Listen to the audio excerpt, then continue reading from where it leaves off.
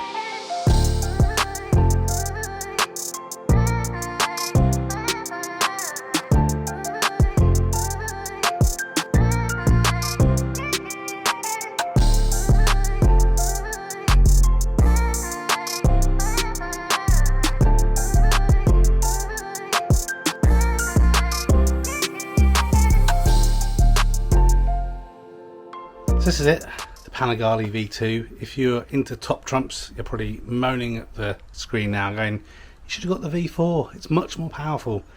You're right, it's much more powerful, it's also a lot more expensive, and my riding ability won't be able to maximise this. I think it's 0 to 60 in 3 seconds, 175 miles an hour top speed. I'm nowhere near good enough to utilise it. I just love the looks of the bike and the opportunity to get one. The price has gone up quite a lot since I ordered it originally, so it's worth the wait.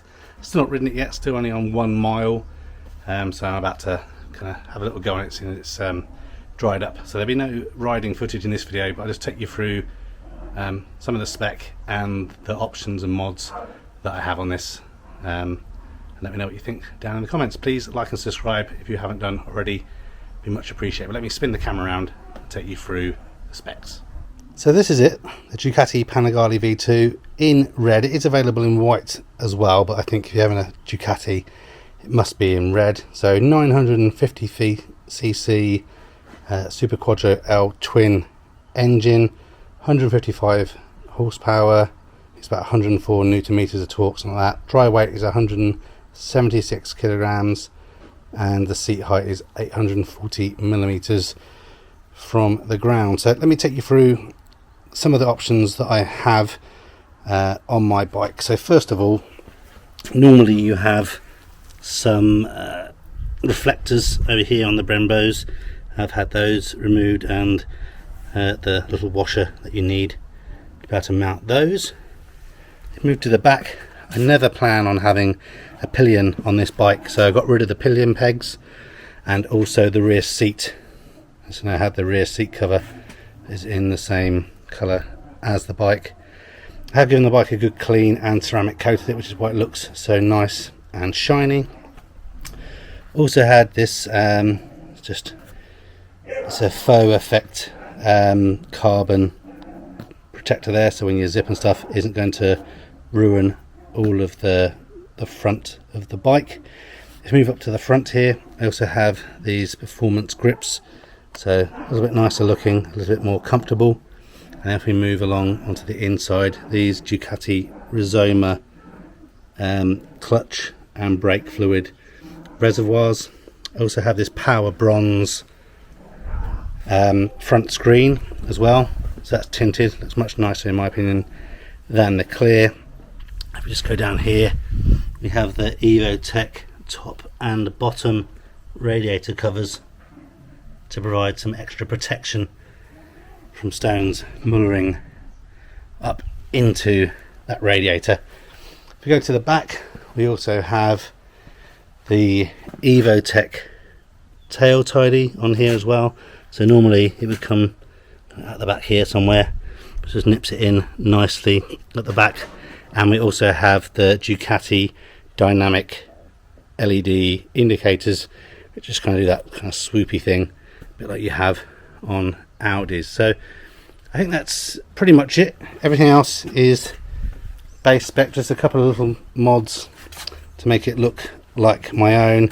And then the only thing that really I wasn't super impressed with on the bike when I did the test ride was the sound of the Ducati. We're going to see how the stock exhaust goes. I will fire it up in a moment, but I'll probably end up getting an Arrow or a Kropovic exhaust mounted on the bike, but I think you agree, looks pretty nice. So let me get things started up, show you what things look like here on the dash. Also installed a C-Tech battery maintainer, which I have on all my vehicles, and the tracker is installed as well. And we can see just down there, just 1 mile. Got various modes: sport mode, racing mode, street mode. We'll have a look at those in the future. But let's move the camera down here. You can hear it on startup.